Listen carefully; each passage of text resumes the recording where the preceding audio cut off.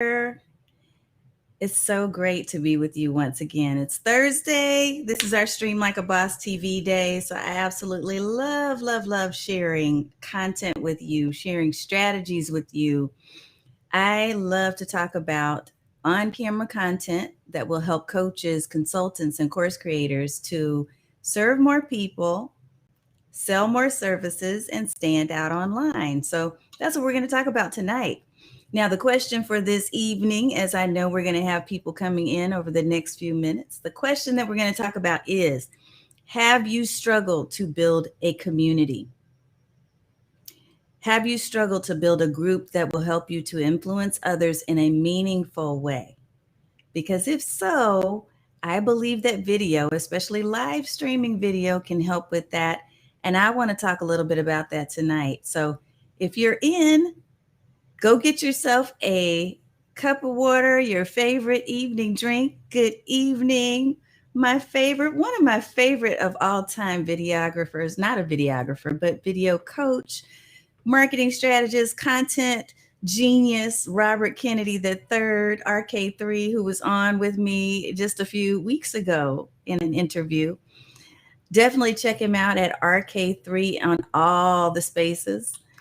I'm going to go ahead and share my really quick intro video. And when we come back, we're going to talk about using video to build and grow community. And specifically, one of the things that I want to let you know is that YouTube has made an announcement that's kind of interesting. And I think that's really what triggered for me the need to have this conversation with you about how to leverage community and video. Community and video, they do go together. So let's talk about that. I'll be right back.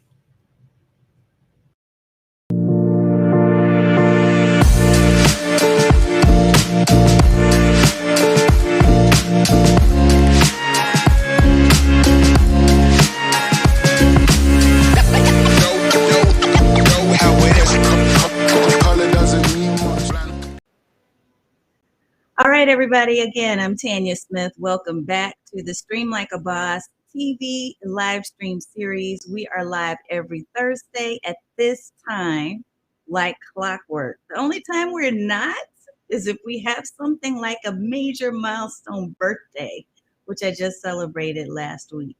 Actually, earlier this week, I was just celebrating for weeks for this milestone.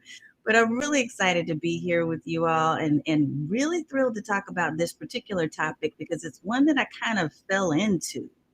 Let me acknowledge a few of my friends, my favorite people in my own personal community, which is the Stream Like a Boss community over on Facebook. I know you may be watching from LinkedIn, you may be watching from YouTube, you could be watching from Twitter. There's all kinds of spaces that you could be in. Michelle, what's up? Let me see, Miss Bridget. Happy to see you back in the live streaming space. Yes, ma'am. I am here. Michelle, OG, she knew what to do. Okay, so here's the thing. I introduced myself briefly, but I love to see you in the comments introduce yourself. So if you're a newbie, this is the very first time you've ever watched one of my videos, then I want you to type in #newbie. If you are an OG like Michelle, and like I see I have another person who's inside the group, type in #OG. And that way I know and I can acknowledge you as someone who's been here before. You're probably part of my community. And I'm thrilled and excited for anybody who's watching because I hope that you can get some value and some good nuggets out of this conversation that we have tonight. Miss Irene, I know you shared a question that I'll try to answer as we go through this particular live stream episode. So one of the things that I really want to focus on this evening is community building and video. So how can you leverage video to build community? So in the process of sharing that, I definitely have to share why this is of interest to people who are service providers, which tends to be my typical audience like you, right? And one of the things that I would say is very critical, it's really important, is that as you are delivering and sharing your content, gone are the days where we used to be able to just put content out there and we could be totally separate from it. We just leave it out there and let it sit and stew and let it work for us. I know this to be true because when I first started building my presence on Twitter years ago, that was really how I started first building my brand online, is through Twitter. And when I did that, I could literally put out a few tweets and I would fill up an entire class. I used to do teleseminars because I hated video, right? Now here we are on video. And when I was doing those teleseminars, literally within 24 to 48 hours, I'd have a full class. Like there would be no seats left simply because I put a few tweets out there, some posts, and let them sit and let them marinate, and people would sign up. But that's not the way things work anymore. And really, as we continue to see changes in the online space and on the internet and in social media, the thing is you have to be engaged with people. You need to find ways to really humanize your brand so that people see you as someone who they can see themselves working with, right? You want to create a human brand, a brand that engages with other people, that has conversations with people, that is not just selling to them and then moving on to the next thing, but you're literally interacting, right? And nurturing. And so community really to me goes hand in hand with just about any content that you create these days. But I will say this about my own journey, being the introvert that I am, and I know a lot of people question that, but it's true, being the introvert that I am. And if you're an introvert, I want you to put a hashtag, put hashtag introvert inside the comments. If you know what that means and what it's like to be one of us. What I realized is that I was trying to do things a lot like I was seeing other people who were definitely less introverted or who were downright extroverts, people who loved being in the spotlight, people who loved to process out loud. These were the type of people who, at a business event, at a networking event, they would be, the life of the party. They would be gathering the crowds around them and having conversation about themselves and talking about, all the things that they were into, while I would be sitting off in the corner waiting and seeing, was there somebody, just one person out of all the 150 people there that I wanted to talk to and have a deeper conversation with, right? So I'm saying all that. Yes, Michelle, I know you are an ambivert. I know we've talked about this before. Yes. I see a number of introverts in here. Yes, yes, yes, yes, yes. Yes. And I'm not surprised because sometimes we tend to attract like, right? But here's the thing. What I was finding, especially in the online space, is I was trying to do things like other people. So I would create these groups and then I would try to be really active and be really hyped up and, constantly putting stuff out. And it didn't feel natural. It didn't feel like something that I wanted to do, right? Because I didn't want to do it. And then I eventually assigned it to someone else. It no longer was my community. It wasn't really my group. And so people kind of fell off the wagon, or they didn't participate, or they didn't answer, or they just weren't part of it. Wasn't a neighborhood, right? And so eventually I just said, I'm not a group builder. I can tell you one of my really good friends, Ty Goodwin, knows we've had this conversation in the past. Back then, when I said to her, I don't build communities. That's not my thing. I'm solo, right? And she kind of just chuckled and laughed at me, but that's how I felt. So fast forward, when I started doing more live stream video, what I discovered is that there was a natural inclination for people to start returning, repeating visits to my videos. They were coming back because they knew I was going to be on at that day and that time. And I was going to be sharing quality, relevant content that mattered to them, right? And because they continued to show back up, which by the way is one thing that Facebook in particular rewards you for, is retention and loyalty. And I suspect that some of the other social platforms reward that as well. The more people returned and they kept showing back up, the more I realized, okay, I need to create a space for them. And so then began the growth of community. Now, let me share with you what YouTube brought up. And this is why it was so relevant for this conversation today. So I'm going to pull up my screen real quick. I'm going to share the tweet that came out from Team YouTube not that long ago. So let me share. Let's pull this up for you. So here's the tweet. It says community posts are coming to millions more channels starting October 12th. So that's a few short weeks from now. October 12th, we're lowering the eligibility threshold for community posts to channels with 500 plus subscribers. And then it has a couple of different links for tips on how you can get started, right? And one of the tip videos is actually Roberto Blake, who is a prominent YouTube creator, a content creator on YouTube. So I highly encourage you to watch it. In fact, maybe we'll even watch it if we have some time today, because it's only like 2 minutes long, but he does a really excellent job of just kind of breaking down for you what some of the features are regarding the communities tab. Now, why is this relevant? Because as I was kind of looking at this post, I was thinking, now YouTube is one of the largest, if not, well, it's one of the largest. So the second largest besides Google search engine that exists today. What that means is there's opportunity. If you're doing video, whether it's live stream or pre-recorded, but if you're doing video content, even if Facebook happens to be your central home, even if LinkedIn happens to be your central home, why not leverage the power of YouTube at the same time, especially if you're multicasting? Like right now, I'm multi-streaming using a tool, an app called Restream. Okay. There's several other stream tools, Ecamm Live, StreamYard. There's a bunch of different ways that you can do this. But if you're using a multicasting product, you're using a platform that allows you to broadcast into multiple places, why the heck not leverage YouTube? Because again, search engine, ding, ding, ding. So I was thinking about this, and let me show you something that I thought was interesting. I'll share. I'm just going to be a little transparent with you. Okay? Because I can do that because you're my people, right? If you're my people, put a high five in the air. Just give me a high five emoji. So here's the thing.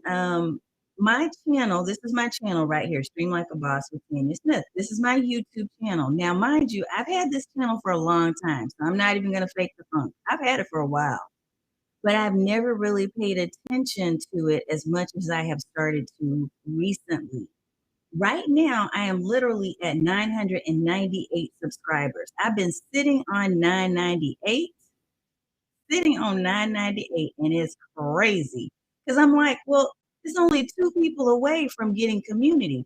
Because here's the thing, and thank you so much for your kind words. Who put that? I can't see you. Tanya is a rock star. You're a rock star, whoever that is. Look, I've been sitting on this 998 for a minute, for a hot minute, right? And what I have been doing, I have been leveraging just within the past few months, these live streams that I do, I've been ensuring that I also go live in the YouTube space, right? But the bulk of the people where I've been building community are in Facebook because Facebook has what? Facebook has groups. And the groups are feature rich. The groups allow you to have connection and communicate and nurture and all of those things and share events and right. So it has all these things. But I thought, you know what? How powerful could it be if you could really grow your YouTube channel by adding the community space, the community tab? So let me show you, and I don't have it yet, but it's going to be here. I believe that the community tab is going to be across this navigation bar right here. And when you watch the short video from Roberto, and again, I'll try to show it while we're here. When you watch the short video from Roberto, one of the things that I found to be interesting is he talked about the fact that he uses it frequently to ensure that he stays top of mind for followers, for fans, for people in his audience. So we're using things like stories right now. So I have all these playlists that I've organized. I'm trying to get smart about using my YouTube channel, right?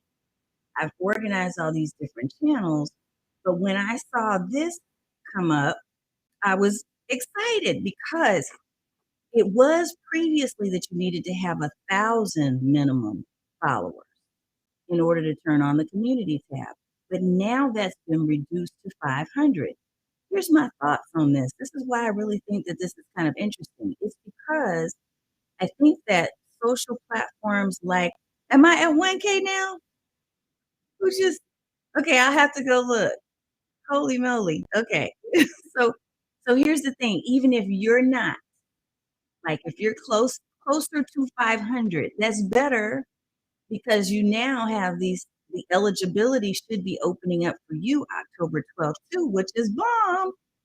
This is awesome. I'm so excited for all of us. Here's what I think is happening. I think that social platforms like YouTube are really seeing, hey, there's power in this idea of community. And there are a lot of people out there who are sitting like I was sitting on 998, under 1,000 subscribers. But there's more potential for them to get people to invest in time on the YouTube platform by giving or granting access to more users, more people on the YouTube space. So therefore, by reducing the threshold to 500, that opens up doors for us if we're building communities, but we have smaller audiences. Because I will tell you what, I found power in smaller, more niche audiences. I found power there because of the community that I've built. I'm recognizing that this community, all of you Stream Like a Boss folks, hey, hey, hey, hey. And somebody was watching. Thank you for checking that for me. You were at 997 until today. Hey, all right now. And it's good to see you too, ma'am. Miss Lynette. Here's the thing. I think there's power and there's value in you building with a small group of people. The reason why I love, and Lynette, I see you find power that way too. Here's why I love it, and I'm going to give you 3 tips. I do have my 3 tips. I got strategies, so it's coming. It's coming, but I just needed to share it, get this out first. Um, the reason why I love and I find power in having smaller communities is that I personally get to feel cared for and I have compassion for, and I get to know the people that are in my audience, the people that are engaging with me in the comments, the people that are investing in my services and programs and products, right? I really get to know you so that it's almost like having your own little miniature R&D or research and development team without you having to invest in a team of 5 people, right? Because you can constantly stay in conversation with the folks that are in your community and ask them what they want and what they need from you so that then you can tailor your programs, products, and services, your courses, your books, your workshops, everything to what it is they need. This is one of the reasons why I like to try to ask in the Q&A on my Facebook group, hey, is there a question that you want me to answer? So every now and then, periodically, I'll go in and I'll ask, what do you want to know? Because that helps me to drive the direction of what my content will be.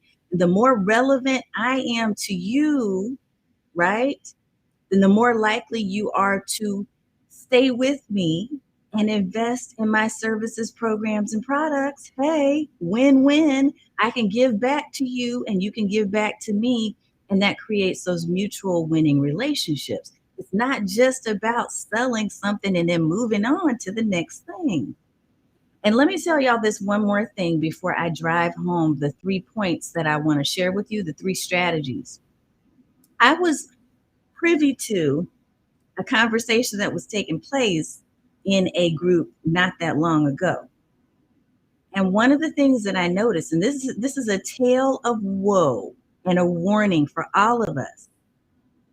What I was recognizing is that this person, this guru, had built a community, had established themselves as an expert and as a credible person that could teach a specific topic. and people had joined and become a part of this circle. They bought into the vision. What happened is someone started the train. Somebody wrote a comment that said, how come we never see so-and-so? We never see this person. All we see is his or her team. And the team always tells us if we have questions here in this group that we need to take it to support instead of getting the questions answered here by our peers and colleagues that are also in the same place as we are. We feel like this person has abandoned this group. They've never shown up. The months that I've been in here and I've paid this exorbitant amount for this course and for this program, I've never seen them. It started a whole barrage of comments. And as I was sitting there and I was thinking and reading through these comments, which I usually don't do because I don't like to get bogged down in negativity, but I was reading them because I was really kind of soaking that in. And I was thinking, you know, I don't want to be that person. I don't want to be the person that creates a community, creates a group, profits off of the people that are in it, and I never show up for them. So I just want to share that cautionary tale because it can ding away at your credibility. While you're making the money, even once you start making the money and bringing in people, you know, consistently into your community, don't ever forget what got you there. Don't ever forget that it's the people. It's the people that you're engaging with. It's the people that, you know, showed up for you. You got to show up for them. So I just wanted to say that because it really kind of it made a mark on me, and it reminded me that the type of leader that we all should strive to be should be the type of person that we also would follow, right? So I want you to think about that as you think about these 3 strategies I'm going to share with you. I'm going to share with you strategy number 1 right now. And I didn't do a good job of typing stuff in today, so I may try to copy and paste these. So let's do that. We'll do that. So here's our number 1 point. Let's see. We're going to type it into the captions right here. And hopefully this will pop up. It will. Okay, so here's number 1. This is tip number 1. I did think these through. I just forgot to type them. Tip number one is to share consistent content around a topic or theme that interests a particular group of people. So this is even if you're building on Facebook, if you're building in a LinkedIn community, if you're building in YouTube or somewhere else, the first way you go about doing this, especially when you're using live video, this can be so powerful because just like we are talking right now, like we're having a literal conversation, there are people that are chatting and I'm kind of watching their comments and getting their validation, right? And I'm answering questions and all of those things. So we're engaging in conversation, and that lowers the bar of know, like, and trust, right? That creates a situation where we feel comfortable with each other and we're having coffee chat, right? Or wine chat, depending on what time of day it might be and what your favorite drink of choice is. But this is the first step to building community using video. When you're sharing video content, you want to be thinking about how can I share consistent? That is a key word. Don't leave out consistent. How can I share consistent content around a topic or a theme that is interesting a particular group of people? Look, one of the things that we often fail at is we try to be all things to all people. So what I'm encouraging and suggesting to you here is that it is so much easier, as my recent Stream to Sell graduate spoke so eloquently in her testimonial video, Miss Irene Gathuru, thank you so much, ma'am. She talked about how much easier it was to create videos because she knew her audience. She figured out this is who I want to be on camera, and this is who I want to talk to. Once you figure out what you want to talk about and who you want to speak to, it makes things so much easier for you to be sharing consistent content around a topic or a theme that interests a particular group of people. This is step number 1. This is tip number 1, strategy number 1 for you to building community by using video. So think about what is a consistent theme or trending topic that would be relevant for a group of people. And who is that group of people for you? Answer that. If you know who your group of people is, put that in the chat. I want to see some ideas.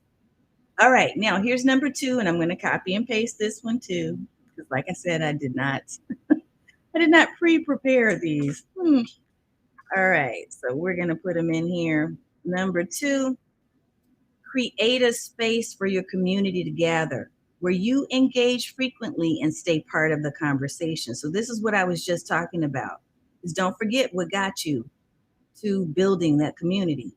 So I believe that as it relates to YouTube, if you are really going to leverage the community feature, and I know I'm about to leverage it, yes, that means not only am I going to be sharing consistent content there, and that means there's another strategy involved there, because you can't be 100 places at once, right? Unless you do have 100 team members in different places, or unless you have a few team members that are strategically placed in different social platforms.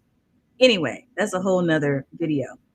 But the first thing is we're going to be sharing that consistent content. But the second thing is we're creating a space for people to gather where you can engage with them on a frequent basis and you remain part of the conversation. You don't remove yourself just because now you got what you want. You stay, you remain part of the conversation. You remain in the space and you be available to those people who have helped to get you to where you are. So I believe that YouTube giving us this opportunity for the community space means also that if you're going to engage, you can't just put a few gifts out there and then move on. And by the way, that's what that particular space will allow you to do, is to share images, to share gifts. And I'm saying gifts or GIFs. Some people pronounce it differently. You can share polls. So we have to think strategically about what makes sense to share in that space for our particular audience members in that space, okay, for those who are watching there. So creating that space, and so the community space, that tab is going to be the space where you gather there. For LinkedIn, it may be your group. For Facebook, it's probably going to be your Facebook group, right? So my community, Stream Like a Boss, that's where we hang out. That's the space that I created, because initially I didn't have a space. I was just doing my live streams regularly, and I was like, hey, I hope people will show up. And people started showing up and they started coming back, and they wanted to have follow-up conversations and discussions and chats about some of the content that we talked about. That's where the group was born. So creating that space. Oh, thank you, ma'am. Thing as well. Okay, so I see someone has put in here, their group is Black Women Over 40 Living Life. Okay, let's go. So if you know, when you know that that's your group, those are your people, that's your circle, that's your community, then you have more of a likelihood of sharing content that's going to be relevant to that group of people. And you can create space for them, like we shared in tip number 2. So here's tip number 3. Let's see. Now, tip number 3, I'm going to tell you that I'm working very hard to practice what I preach. So I'm going to put this out here because I'm reminding myself, and I'm also reminding you. Number 3 is don't just rely on a single tool to build and grow. Use all the things. So once you have created that space and you know you're sharing consistent content to build up this community using your video, because you're on once a week, every week, like clockwork, right? You're reliable. People know what time and day you're going to be on. They also know you're talking to them. There's a specific solution that you're providing to a specific pain point that they're experiencing. Once you're doing those things, then you also need to continue to build and nurture that community. You can't just rely on the social space itself. You can't just rely on YouTube. You can't just rely on Facebook or LinkedIn or any of the other spaces, because we don't own that real estate. So you want to be mindful that as you're creating this community and you're building on it, you also have a way to leverage other tools, such as building your email list and encouraging people from all of those different social spaces to get on your email subscriber list. Now, let me tell you why I'm admitting to not being the greatest at this, because I'm going to say it in the positive NLP language that I know I've been taught. In the past, I was not as consistent with sharing email, even though I know that email is essential. It is critical because it is the one piece of communication. It's the one communication platform that you own, you control. Whereas these other spaces are not. Because if somebody decides to shut down your Facebook, or they shut down your YouTube channel, or they shut down your stuff on LinkedIn, guess what? All of your community is gone. It's dead to you. Like, you can't get to it unless you've done something to ensure that you have a backup plan. So you have to think about all of those things. So I'm going to share these 3 tips one more time. This is how you leverage video to build community. Okay. First, we're going to share consistent content. So that means we're going to be on the regular with our videos, not just, hey, I did a video a month ago. I don't know why people aren't following me. Yeah, they're not following you because they can't rely on you to share consistent content. Share consistent content around a topic or a theme that is interesting to a particular group of people. So think about who your group of people is, identify them, speak to them, create content for them, and they will show up. And be reliable. Be consistent. Number 2 is create a space for them to gather where you engage frequently and stay part of the conversation. Don't move yourself on. Don't just remove yourself from the whole space because you've got the likes and you've got the follows and you've got the fans, or they bought your stuff, and now, no, still remain a part of it because that's what got you there. That's what got you there. Okay, and number 3, don't just rely on a single tool to build and grow your community. So now, once you've started to build your community, one of the things that I realized I had to do with my Facebook group is I needed to find ways to collect my subscribers, my email list, to build on my email list at the same time, because I saw the disappearing act that Facebook can sometimes create. I saw them removing certain posts, and I was like, well, why'd you remove that video? What happened here? And no answer, no responses, and it was missing, right? And I recognized then, okay, well, I got to have a backup. So you need to create a way to really leverage email, video, all kinds of tools that are at your disposal right now, right? Lynette's audience is beauty lounge for women 35 and up. All right. See how specific they are, right? See how specific they are? These are very specific audiences, which makes it so much easier for you to create a community for people, because you're planting a flag and saying, I'm here and this is what I stand for. This is who I stand for, so that people can find you. And you're not constantly chasing, but people are finding you because you have said what you stand for, and you're creating content and conversations that are just right for them, that are magnetic for that group, right? All right. So I'm checking for questions. If you have questions, pop those into the chat and the comments now. If there's anything you want to know about anything we've been talking about. And again, I'll share with you that post by Team YouTube says that October 12th is going to be the date that they release the ability for you to, or reduce the eligibility requirement from 1,000 followers to 500 followers, for you to be able to use the community tab. So if you have been thinking about building up your YouTube channel, what you should be thinking about, again, for purposes that we mentioned earlier, then that's a space for you to play. That's something you want to strive towards. Now, if you're thinking, I only have 2 people, which I heard somebody say in my group when I brought this topic up, the key is going to be that consistency. The key is going to be that you create even when you have no viewers, that you still focus on quality, and you still speak to that camera as though you're speaking to 1,000 people. You may have nobody on the other side of that YouTube lens, or that Facebook lens, or that LinkedIn lens, but speak and talk and create your content with purpose and intention as though you're speaking to 1,000 people. And if you do that every time, and if your content is relevant to a specific group of people, they will hear your call, they will show up, and it will grow. Your community will grow. Yes, it takes time. Yes, it does take time. It is not overnight. Can I tell y'all? I just said I've been on YouTube for years. Now, mind you, I've been on YouTube, but I was not focused and I was not doing SEO and I was not using tools like TubeBuddy, right?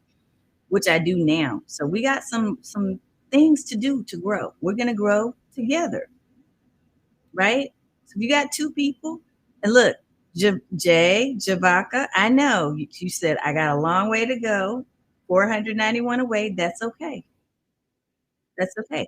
The more consistent you are, and as you continue to put yourself out there and do those three things we talked about, it will come. It will come.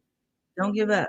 Hard to come up with enough for a regular newsletter is regular email on topics. That's a great question. So I have struggled with that myself. And that's one of the reasons why I've struggled with this whole idea of doing email, because I'm going to be real with you. I don't like fluff myself. I am the type of person who is like, okay, I get 1,000, probably way more than 1,000 emails every day in my inbox. And I just want things that are content that's going to be relevant to me. And so I want to give content that's relevant to other people. So I've always had this mindset that I'm not going to send an email until I have something relevant to say. But that's not the correct way of thinking. My understanding is, and this is what I'm working on. Again, I'm telling you what I'm working on. It's an Achilles heel for me.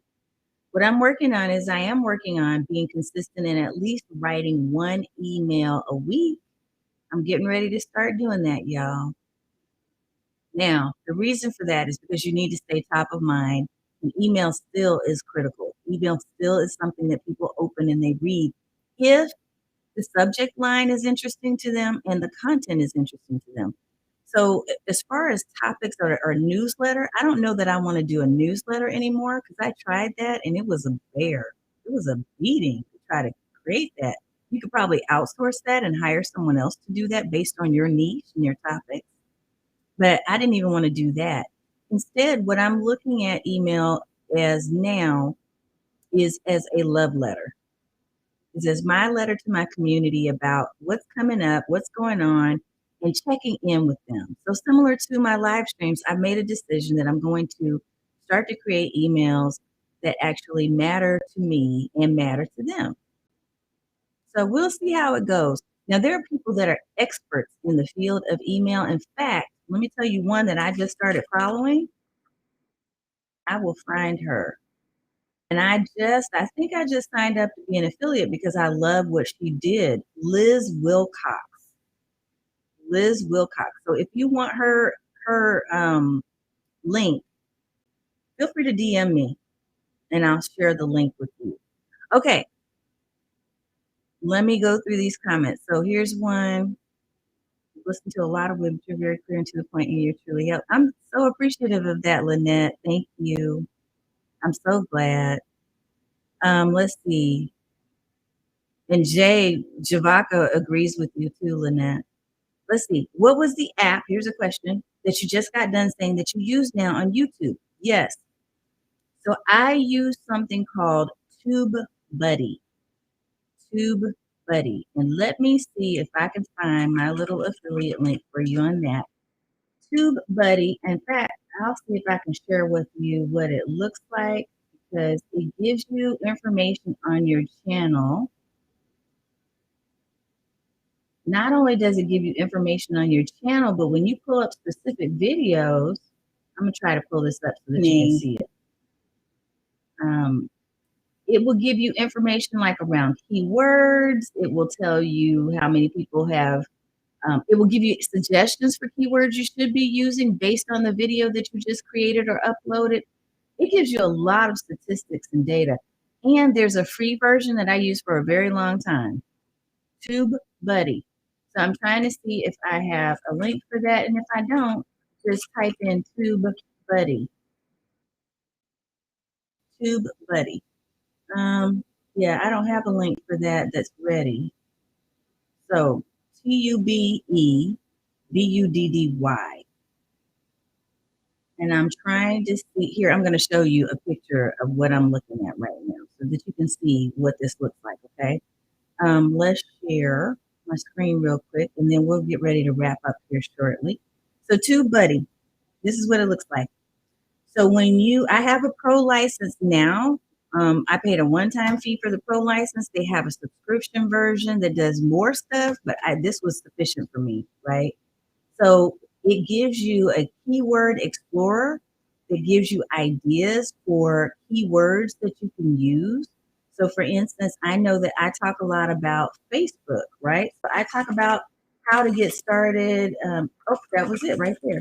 As I start typing, it's giving me suggestions for keywords and phrases that I can use, right? And so look, these are going to be really good keywords that I should be using in the description for my YouTube videos, as well as in my title, right? Now, let's say if you're a relationship coach, let's type that in. Look at that, relationship coach for women, relationship coach reacts, so relationship coaching sessions. So it gives you different options through that keyword explorer. That tool alone was awesome for me. Let me show you one more thing. It also shows you milestones. So when you click on milestones, well, look at that. Hey, we just achieved this together, y'all. 1,000 subscribers. Hey. So I get to download this because of you. This is a big milestone. Anyway, it gives you some really cool stuff. It tells you how far you have to go, how many uploads you have. It gives you industry news. There's a lot of information that you can find. Look, a video topic planner. So TubeBuddy has been a really useful tool for me, and it's something that I've started using more frequently now that I've made the decision that I want to do more YouTube videos, right? So again, I know there's a lot more people that have much more experience and expertise in the field of YouTube. I'm going to start growing my expertise there, and I'll come back and share it with you because most of my space has been on Facebook. You're so welcome, ma'am. Awesome. And Bridget asked a quick question. So Bridget asked this question, and I want you all to kind of hear how I answer this. She said, you've been growing a good bit these last few months, and it's awesome to see. Yes, but let me tell you, I have grown my team by one. I'm getting ready to grow again by another one. And yes, thank you for, let me tell you, because I'm learning that I can't be all things and do all things. So another transparent moment for you.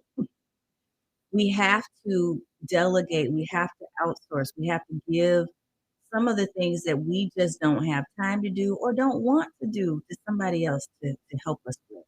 And so I'm reaching out now and really growing slowly but surely, but I am consistent. So even as a one person shop, for a very long time, I've been a one person shop. One of the things that's going to be really key is don't ever make excuses for not getting things done. Let me just tell you, I work a full time corporate job. I have an almost full time business, I have 2 children, 3 dogs, and a husband who is overseas. So look, if you think it can't be done, it can, but you've got to be organized and you need to be committed to your own success. The minute the light bulb turned on for me and I switched the light bulb on and said, hey, I'm committed and I'm going to make this work, it started working and I made room for success. We have to have another video about that. We need to talk about like time management and organizing yourself and making sure that you're putting out consistent content, even if you're one person, until you can afford to have 2, and then until you can afford to have 3, right? Because you're going to grow and expand. And as you do, your team will grow and expand with you. So yeah, it was a huge win for my business. It definitely has been. All right, y'all. So yes, let me put TubeBuddy. Oh, let me answer this one more question before we go. You're so good on video, thank you. So will you be using video in your emails? Absolutely. Yes, I use video in my emails.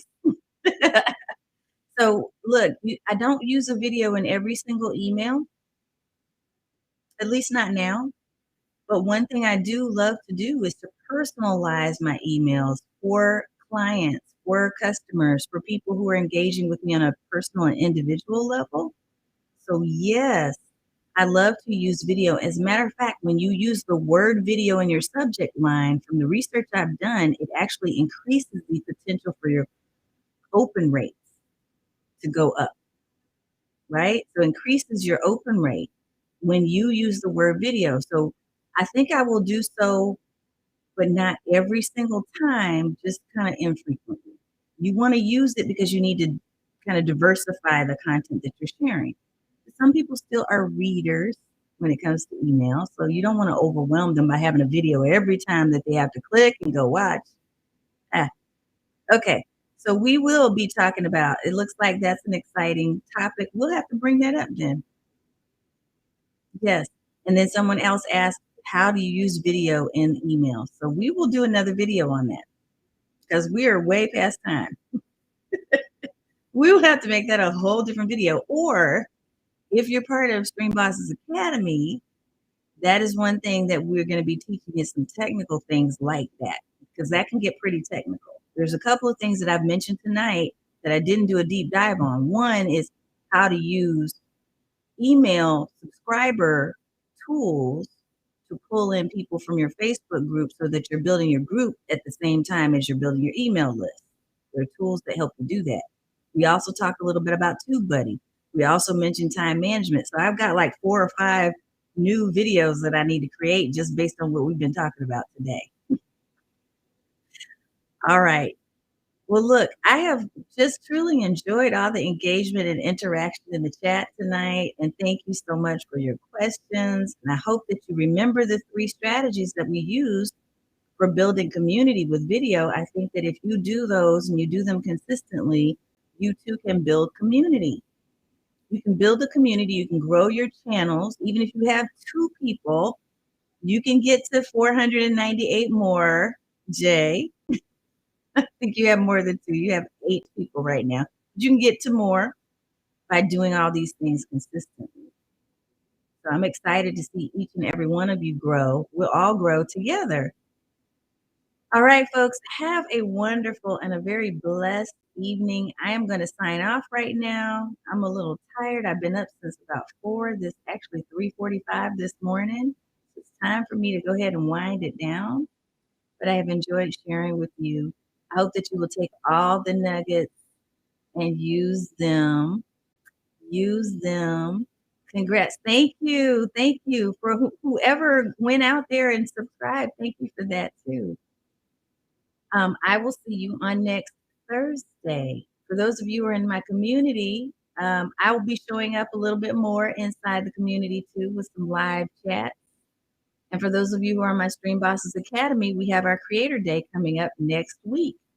So I'm looking forward to all the things, all the ways that we can stay in touch. If you have questions or you want to get in touch, do not hesitate to reach out. First of all, here's my community address, Stream Like a Boss, on the Facebook group. That's where we hang out. You can also find us at streamlikeaboss.tv. Yes, if you go to that link right there, streamlikeaboss.tv, it will tell you every single place that we actually broadcast live. And that's it. That's all I've got to share for tonight. So have a wonderful evening, and I will see you soon. Thanks, guys and gals. I hate that word, gals. Thank you, ladies, and the few gentlemen that I know are here with me. Take care, y'all.